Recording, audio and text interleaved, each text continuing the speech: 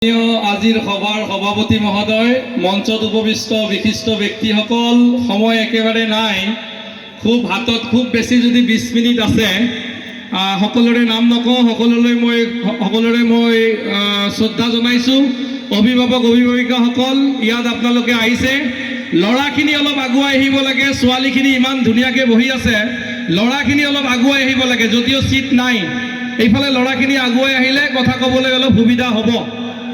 Mother Teresa জাতীয় বিদ্যালয় খুটাৰপাৰা 2010 চনতে ইষ্টাব্লিছ হৈছিল। যিসকল মহান ব্যক্তিয়ে মাদাৰ টেৰেছাৰ নামত এখন জাতীয় বিদ্যালয় স্থাপন কৰিছিল 2010 চনত, সেই স্থাপন কৰা ব্যক্তিসকললৈ মই অভিভাৱক আৰু ছাত্ৰ ছাত্ৰীসকলক এটা জোৰে হাত চাপৰি দিবলৈ অনুৰোধ কৰিছোঁ, কাৰণ তেওঁলোকৰ সেই প্ৰচেষ্টাৰ বাবেই আজি ইয়াত মাদাৰ টেৰেছা জাতীয় বিদ্যালয় উজলি আছে। যিহেতু মাদাৰ টেৰেছা জাতীয় বিদ্যালয়, মই মাদাৰ টেৰেছাৰ এষাৰ কথাৰেই আৰম্ভ কৰিব বিচাৰোঁ। আমি পৃথিৱীখনক একদিনে সলনি কৰি দিব নোৱাৰোঁ, কিন্তু আমি নিজকে সলনি কৰি দিব পাৰোঁ। গোটেই গোৱালপাৰা ডিষ্ট্ৰিক্টক মই সলনি কৰি দিব নোৱাৰোঁ, কিন্তু খুটাৰপাৰা মই সলনি কৰিব পাৰোঁ।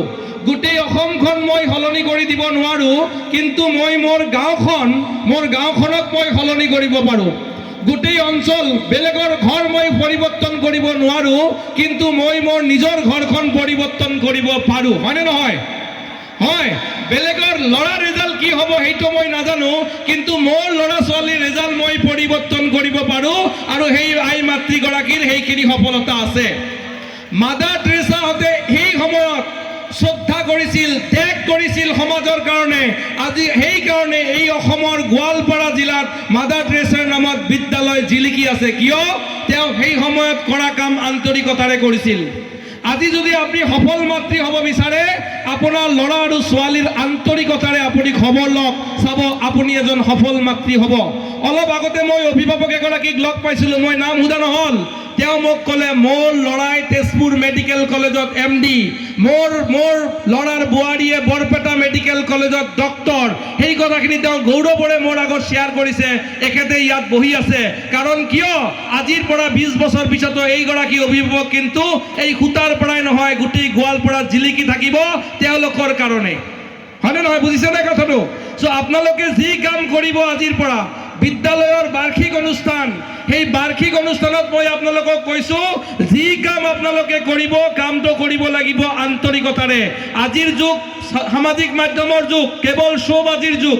শ্ব'বাজি আমাক নালাগে, আমাক ফটো নালাগে, আমাক বেছি ভিডিঅ' নালাগে, কিন্তু আজিৰ দিন এনেকুৱা আহি গ'ল, মানুহে নামাজত যাবলৈও কিন্তু কণ্টেণ্ট বনায়।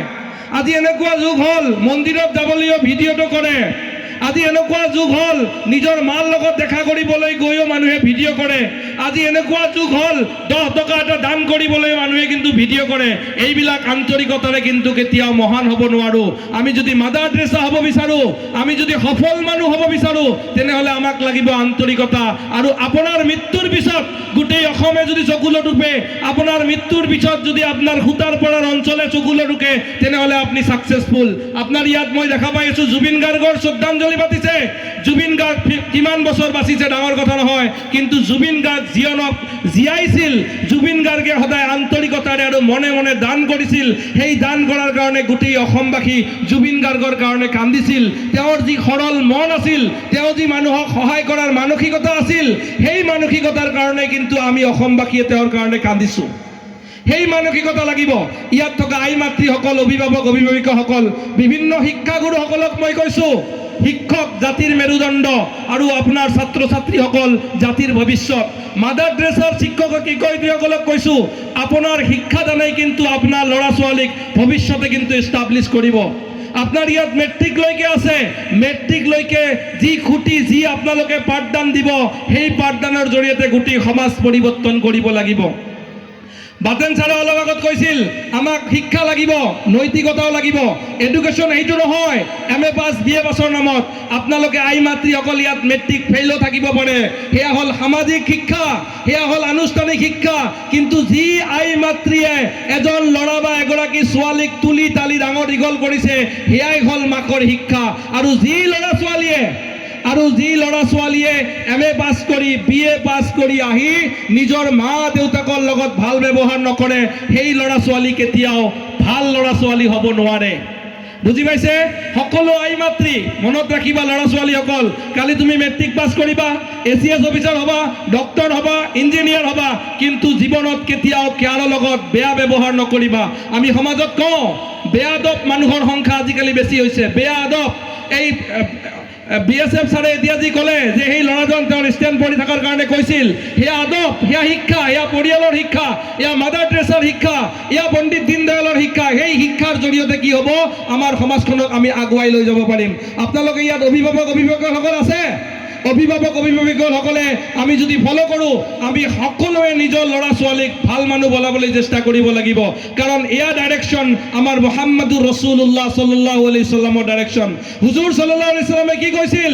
তেখেতে কৈছিল সফল মানুহ সেইজন যি গোটেই জীৱনটো ভালদৰে এনজয় কৰিছে জীৱনৰ সকলো যি কাম কৰিব লগা আছে সেই কাম কৰিছে যি মানুহে নিজৰ বাৰ্ধক্য হোৱাৰ আগতে নিজৰ যৌৱনকাল উপভোগ কৰিব পাৰিছে তেওঁ সফল মানুহ মাদাৰ টেৰেছাৰ ছাত্ৰ ছাত্ৰী যিসকলে 26ত মেট্ৰিক দিব অহা বছৰ যিসকলে মেট্ৰিক দিব 2 মাহ পিছত আজিৰ পৰা আপোনালোকে সেই চিন্তাটো কৰিব যে মোৰ মেট্ৰিকৰ ৰিজাল্ট কেনেকৈ ভাল হ'ব লাগে আপকামিং 2 মান্থ কোনো ধৰণৰ প্ৰগ্ৰাম নাই আজিয়ে শেষ প্ৰগ্ৰাম আজিৰ পৰা আপোনালোকে এনেকৈ পঢ়া শুনা কৰক যি পঢ়া শুনাৰ জৰিয়তে আপোনাৰ মেট্ৰিকৰ ৰিজাল্ট ভাল হ'ব তাৰপিছত আপুনি কটনত চান্স পাব তাৰপিছত আপুনি ভাল বিশ্ববিদ্যালয়ত চান্স পাব সেইমতে আপুনি মেট্ৰিকৰ পঢ়া ভালদৰে পঢ়িব লাগিব তাৰপিছত আপোনালোকে পঢ়িব লাগিব হায়াৰ ছেকেণ্ডাৰী শিক্ষা মই আজি ভাবিছিলোঁ অলপ সময় ক'বলৈ আহিম কিন্তু অহাৰ পিছত সময় আজিকালি সোনকালে যোৱা কৰিছে মই দুটামান কথা কওঁ এজন আইনৰ ছাত্ৰ হিচাপত মই এটা কথা কওঁ আইনৰ ছাত্ৰ হিচাপত আমাৰ ভাৰতবৰ্ষৰ এখন সংবিধান আছে সংবিধানে কাকো কোনো ধৰণৰ পাৰ্থক্য কৰা নাই সংবিধানৰ মতে সকলো মানুহ সমান সংবিধানৰ মতে ল'ৰা ছোৱালী যিমান মানুহ আছে সকলো মানুহ সমান সকলো ধৰ্মাৱলম্বীৰ মানুহ সমান এই ল'ৰা ছোৱালীসকল যিহেতু আপোনালোকে মাদাৰ টেৰেছা জাতীয় বিদ্যালয়ত পঢ়ে মাদাৰ টেৰেছাই এটা কথা কৈছিল এই আমাৰ জীৱনটো এটা উপহাৰ এই জীৱনটো কোনো চুক্তি নহয় এইটো জীৱন মই সদায় কওঁ this life is a beautiful gift from almighty আল্লাহে আমাক বিউটিফুল এটা গিফ্ট দিছে সেই গিফ্টক আমি কেতিয়াও বেয়া কামত কৰিব নালাগে মানুহৰ দুৰ্নাম কৰাৰ কাৰণে আমাৰ জীৱনটো আমি সময় কেতিয়াও ব্যয় কৰিব নালাগে মানুহক কেতিয়াও বেয়া নাপাম এয়াই শিক্ষা হাদিছৰ শিক্ষা এয়াই শিক্ষা কোৰাণৰ শিক্ষা এয়াই শিক্ষা ভাৰতীয় সংবিধানৰ শিক্ষা সকলো মানুহ এক সকলো মানুহ মাজত কোনো ধৰণৰ পাৰ্থক্য নাই আপোনাৰ জাতিক আপুনি ভাল পাব আপুনি দেশী জনগোষ্ঠীৰ আপোনাৰ জনগোষ্ঠীক আপুনি ভাল পাব আপুনি গৰিয়াৰ আপুনি ভাল পাব আপুনি বেলেগ কোনোবা জনগোষ্ঠীৰ ভাল পাব কিন্তু আন জনগোষ্ঠীক আপুনি কেতিয়াও বেয়া পাব নোৱাৰে আপোনাৰ ল'ৰাক আপুনি ভাল পাব ঠিক আছে বেলেগৰ ল'ৰাক কিন্তু আপুনি কেতিয়াও বেয়া পাব নোৱাৰে সেই কথাটো কিন্তু মনত ৰাখিব বিদ্যালয়ৰ প্ৰতিষ্ঠা দিৱসত মই আৰু এটা কথা আপোনালোকক কৈছোঁ যে মানুহৰ মাজত সময়ৰ আটাইতকৈ দাম আৰু যি মানুহে সময়ৰ ভাল ব্যৱহাৰ কৰিব পাৰিব লাইফটো এটা সময়ৰ সমষ্টি আমি যদি ভালদৰে সময়টো এনজয় কৰিব পাৰোঁ আমি কিন্তু সাকসেসফুল মানুহ এইখন সমাজতে আমি হ'ব পাৰিম আপোনালোকে মোৰ লগত হয়তো একমত যিসকল ল'ৰা ছোৱালী মেট্ৰিক দিব এই ডিচেম্বৰ মাহৰ এই কেইদিন জানুৱাৰী আৰু ফেব্ৰুৱাৰী ভালদৰে যদি সময় দিয়ে তেওঁ কিন্তু মেট্ৰিকত ৰিজাল্ট কিন্তু তেওঁ 100% ভাল কৰিব হায়াৰ ছেকেণ্ডাৰী ৰিজাল্ট কিন্তু 100% ভাল কৰিব আজিৰ অভিভাৱকসকলে বহুত সময় মোবাইলত ব্যয় কৰা দেখা যায় আপোনাৰ ল'ৰা ছোৱালীৰ আগত অন্তত মোবাইলটো অলপ কম ব্যৱহাৰ কৰিব তেতিয়া আপোনাৰ ল'ৰা ছোৱালীও আপোনাৰ পৰা শিকিব অভিভাৱকসকলক কৈছোঁ ইয়াত যিসকলে আছে আই মাতৃসকলক কৈছোঁ আই মাতৃসকলে কেতিয়াও বেয়া ভাষা দেউতাসকলক কৈছোঁ কেতিয়াও বেয়া ভাষা ল'ৰা ছোৱালীৰ আগত নক'ব ল'ৰা ছোৱালী সেইটো শিকিব আমাৰ সমাজত বহুত মানুহ আছে বিশেষকৈ পুৰুষ মানুহবিলাকে গোটেই পৃথিৱীখনৰ লগত ব্যৱহাৰ ভাল ঘৰত অহাৰ লগে লগে তেওঁৰ ব্যৱহাৰ বেয়া হৈ যায় মুহাম্মাদুৰ ৰাসূলুল্লাহৰ ভাষাত কওঁ যি মানুহে নিজৰ পত্নীৰ লগত বেয়া সেইজন বেয়া মানুহ যি মানুহে নিজৰ মা দেউতাকৰ লগত বেয়া সেইজন বেয়া মানুহ তেওঁ গোটেই সামাজিক মাধ্যমত তেওঁ ভাল কথা ক'ব পাৰে তেওঁ মিটিঙত ভাষণ দিব পাৰে তেওঁ সমাজ সেৱক ক'ব পাৰে তেওঁ বেয়া মানুহ যি অভিভাৱকে নিজৰ ল'ৰা ছোৱালীৰ খবৰ নলয় সেইজন অভিভাৱক কেতিয়াও অভিভাৱক হ'ব নোৱাৰে ল'ৰা আৰু ছোৱালীৰ মাজত কেতিয়াও পাৰ্থক্য নানিব ল'ৰাক ডাঙৰ মাছৰ বীজ ছোৱালীক সৰু মাছৰ বীজ কেতিয়াও নিদিব ল'ৰা ছোৱালীক ইকুৱেলি ট্ৰিট কৰক সমাজখন চাব ভাল হ'ব এনেকুৱা উদাহৰণ সমাজত আছে ল'ৰাই হয়তো বোৱাৰী পাই মা দেউতাকক পাহৰি যাব কিন্তু ছোৱালীয়ে জোৱাই পাই কেতিয়াও কিন্তু মা দেউতাকক পাহৰি যোৱাৰ উদাহৰণ নাই, কাৰণ আমাৰ আই মাতৃসকলে শাহু মাককো লৈ চলে, মা দেউতাককো লৈ চলে। সেই প্ৰকৃত মানুহ আমাক হ'ব লাগিব। সমাজত MA পাছ BA পাছ বহুত হ'ল, সমাজত LLB বহুত হ'ল, সমাজত বহুত ধনী মানুহো হ'ল, কিন্তু সমাজত এতিয়া মানুহৰ অভাৱ। এই মানুহ আমাক লাগে, যি মানুহ পৰিয়ালৰ লগত ভাল, যি মানুহ সমাজত এনেকুৱা মানুহ লাগে, যি মানুহ প্ৰতিবেশীৰ লগত ভাল, যি মানুহে সকলোকে লৈ চলিব পাৰে, তেনেকুৱা মানুহ লাগে। এনেকুৱা শিক্ষক জাতীয় বিদ্যালয়ত লাগে, আমাৰ সকলোতে লাগে আমাৰ শিক্ষক, যি শিক্ষকে প্ৰতিগৰাকী ল'ৰা ছোৱালীক ভালদৰে পঢ়াব পাৰে। ডক্টৰ APJ আব্দুল কালামৰ এগৰাকী শিক্ষকে কৈছিল, মোক 5 বছৰৰ কাৰণে এটি শিশু দিয়া, সেই শিশুক লাগিলে পৃথিৱীত কোনেও পৰিৱৰ্তন কৰিব নোৱাৰি। ইন ফিউচাৰ শিক্ষকৰ সেই পাৱাৰ আৰু দম থাকিব লাগে। হয়, মই জানো আপোনালোকে জাতীয় বিদ্যালয়ত হয়তো বেছি পইচা নাপাব পাৰে, কিন্তু আপোনাৰ ল'ৰা ছোৱালীয়ে ভৱিষ্যতত ডক্টৰ হ'লে আপোনাক আহি মেডাম বুলি ক'ব, আপোনাকে আহি কিন্তু ছাৰ বুলি ক'ব। সেয়া কিন্তু আন্তৰিকতা। এইখন বিদ্যালয়ত উপস্থিত হৈ, সূতাৰপাৰাত বিদ্যালয়ত উপস্থিত হৈ মই 2 মাহ আগতে পণ্ডিত দীনদয়ালত আহিছিলোঁ, তাতে বহুত মানুহ হৈছিল, সময় অলপ পাইছিলোঁ। মই ইয়াত এইটো কথাই ক'ব বিচাৰিছোঁ আপোনালোকক যে এই অভিভাৱক অভিভাৱিকাসকল সমাজ পৰিৱৰ্তনৰ চাবিকাঠি।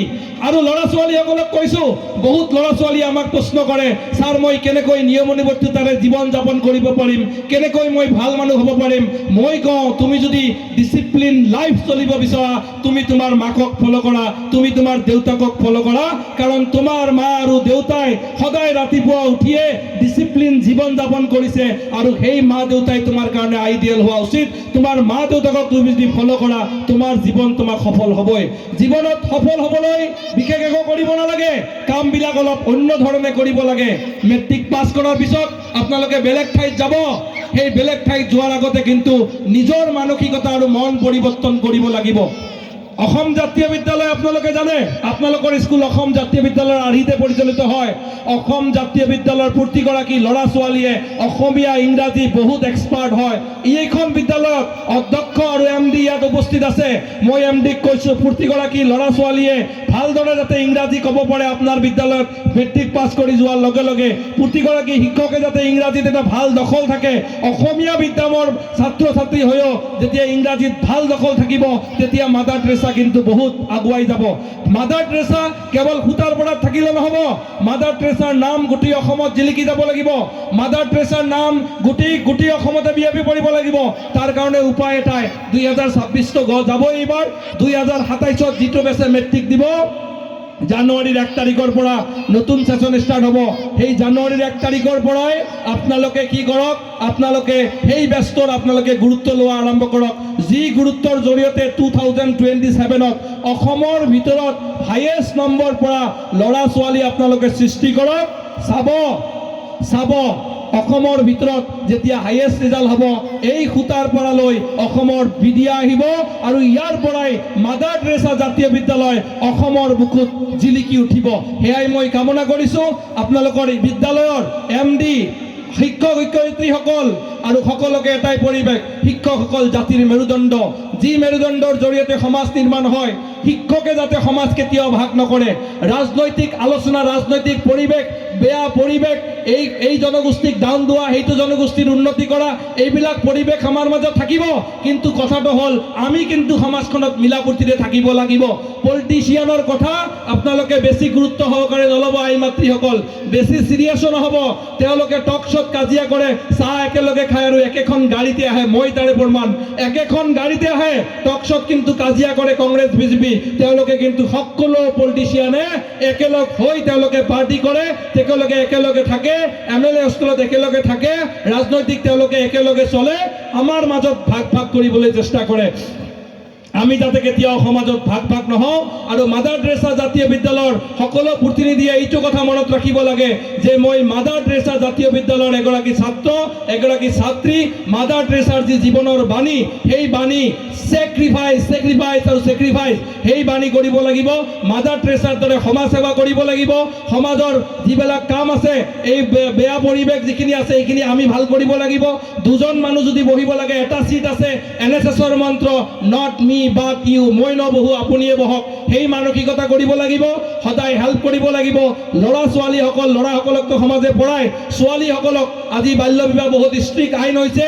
সমাজত যাতে কোনো ছোৱালীয়ে MA পাছ কৰাৰ আগত BA পাছ কৰাৰ আগত ভালদৰে প্ৰতিষ্ঠা হোৱাৰ আগত যাতে কোনো বেলেগ ডিচিশ্যন আই মাতৃসকলে বা অভিভাৱকসকলে নলয় তাৰ ব্যৱস্থা কৰিব লাগিব। সময় বেছি কম বেছি বহু কথা ক'বলৈ আছিল, শেষত এটা কথা কওঁ, জীৱনত সত্যৰ লগত কেতিয়াও আপোচ কৰিব নালাগে আৰু বেয়া মানুহ যাতে আমি কেতিয়াও নহওঁ, ভাল মানুহ হোৱাৰ কাৰণে আমি চেষ্টা কৰিব লাগিব। আপুনি যি ধৰ্মৰে হওক সেই ধৰ্মগ্ৰন্থিখনে পঢ়ক, মছজিদৰ ইমাম চাহাবৰ লগত, হাফিজ চাহাবৰ লগত, আলিমৰ লগত সম্পৰ্ক ৰাখক নৈতিক শিক্ষাৰ কাৰণে।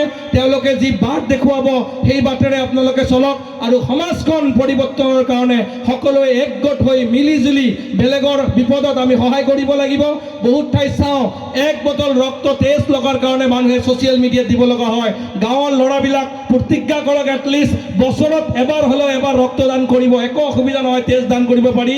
এবাৰ হ'লেও মানুহৰ বিপদত আপোনালোকে সুস্থ সবল মানুহে 3 মাহৰ মূৰে মূৰে পাৰে, কিন্তু এবাৰ এটা প্ৰতিজ্ঞা লওক, আমি ছেক্ৰিফাইচ মাদাৰ টেৰেছা বিদ্যালয়ৰ ছাত্ৰ ছাত্ৰী শিক্ষক শিক্ষয়িত্ৰীসকলে বছৰত এবাৰ হ'লেও আমি এবাৰ ৰক্তদান কৰাৰ কাৰণে নিজকে প্ৰতিশ্ৰুতিবদ্ধ হ'ব লাগে। কেতিয়াও কোনো অন্যায়ৰ লগত আমি যাতে কেতিয়াও নকৰোঁ, মানুহক যাতে কেতিয়াও জুলুম নকৰোঁ, বেলেগ শ্ৰেণী বা আমাতকৈ দুখীয়া আমাতকৈ তলৰ মানুহৰ লগত সদায় ব্যৱহাৰ কৰোঁ, নিজৰ ব্যৱহাৰ সমাজৰ সকলো শ্ৰেণী মানুহৰ লগত আমি ভাল কৰোঁ। মাদাৰ টেৰেছা জাতীয় বিদ্যালয় খুটাৰপৰাত থকা যিখন বিদ্যালয় 2010 চনতে এষ্টাব্লিছ হৈছিল, সেই বিদ্যালয়খন গোটেই ভাৰতবৰ্ষত জিলিকি উঠক আৰু এইখন অঞ্চলৰ এখন বিদ্যাৰ মন্দিৰ হিচাপে প্ৰতিষ্ঠা হওক, সকলোৰে ভাল হওক। আপোনালোকৰ পৰা দোৱা বিচাৰি যিহেতু গুৱাহাটী যাব লাগিব, কুঁৱলী পৰিব, সেইকাৰণে মই চমুতে আপোনালোকৰ মাজৰ পৰা বিদায় লৈছোঁ। ছাত্ৰ ছাত্ৰীসকললৈ অহাবাৰ মেট্ৰিক দিব সকলোলৈ মই অল দ্য বেষ্ট, সকলোৰে ভাল হওক। 2027ত যিটো বেচ দিব সেই বেচে নতুন ধৰণে নতুন উদ্যমেৰে নতুন বছৰৰ পৰাই এক নতুন উদ্যমেৰে আপোনালোকৰ কৰ্মস্পৃহা আৰম্ভ কৰক। নৈতিকতাৰ লগত আপোচ, সততাৰ লগত কেতিয়াও আপোচ নাই। শিক্ষকক সন্মান কৰিব লাগিব। শিক্ষক আৰু ছাত্ৰৰ যি বণ্ডিং আছে সেই best bonding in the world, সেই বণ্ডিংটো সদায় ষ্ট্ৰং কৰিব লাগিব। মা দেউতাকৰ লগত ন' কম্প্ৰমাইজ, মা দেউতাকৰ লগত ন' বেয়া ব্যৱহাৰ, এইখিনি যদি আমি ধৰিব পাৰোঁ, মই ভাবোঁ এই খুটাৰপৰাৰ পৰাই এখন নতুন সমাজৰ এখন নতুন দিশৰ আৰম্ভ হ'ব, যি আৰম্ভণিৰ জৰিয়তে ইতিবাচক আৰম্ভণি হ'ব। সকলোৰে ভাল হওক, এইখিনি কৈয়েই মই মোৰ বক্তব্য সামৰি মাৰিছোঁ। ধন্যবাদ। ধন্যবাদ জনাইছোঁ।